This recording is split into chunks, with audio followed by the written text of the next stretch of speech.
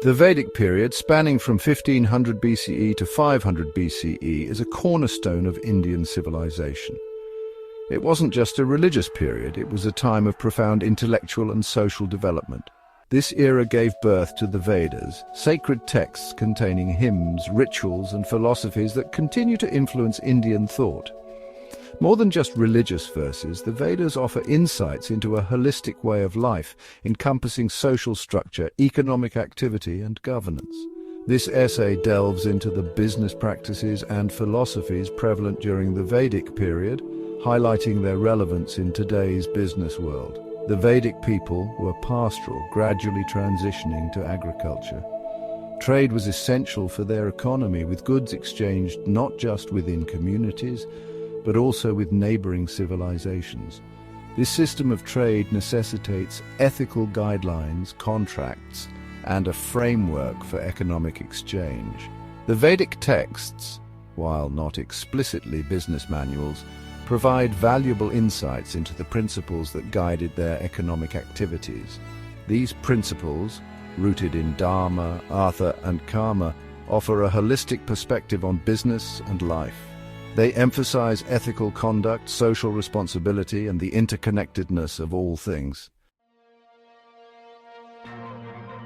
Dharma, often translated as duty or righteousness, formed the bedrock of Vedic society. It encompassed ethical conduct, social order, and the principles governing all aspects of life, including business. In the Vedic context, Dharma wasn't merely about following rules, but about fulfilling one's role in society with integrity and responsibility. For businessmen, this meant conducting trade with fairness, honesty, and transparency. Imagine a merchant selling grain in a Vedic village. Dharma dictated that he should not adulterate his goods or use false weights to deceive his customers. He was expected to charge a fair price, considering both his profit and the needs of the buyer.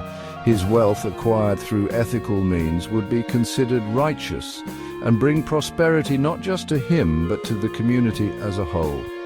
This emphasis on ethical conduct, deeply rooted in Dharma, ensured a sustainable and just economic system. Artha, meaning wealth or material prosperity, was also an important aspect of Vedic life. However, the pursuit of Artha was not seen as separate from Dharma. Wealth was considered a means to fulfill one's Dharma, to take care of one's family, contribute to society, and live a life of purpose. Karma, meaning action, played a crucial role in this equation. The Vedic people believed that every action, whether physical or mental, had consequences.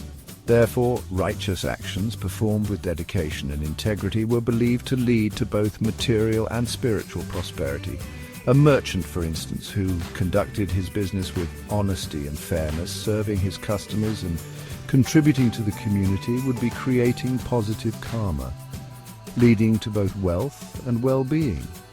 This principle encouraged a proactive and responsible approach to business, where success was not solely measured in profits, but also in the positive impact it had on society. The Vedic principles of Dharma, Artha, and Karma, though rooted in ancient India, hold profound relevance for modern businesses. In a world grappling with ethical dilemmas, environmental concerns, and social inequalities, these principles offer a timeless framework for sustainable and ethical business practices. Imagine a modern-day CEO facing a difficult decision. Should he prioritize short-term profits over the well-being of his employees or the environment? The principle of Dharma encourages him to consider the ethical implications of his actions, to prioritize the long-term sustainability of his business and its impact on society. The concept of Artha reminds him that wealth should be a means to a greater end, to create value for all stakeholders, not just shareholders. Karma emphasizes the importance of mindful action, urging him to consider the consequences of his decisions on the environment and future generations.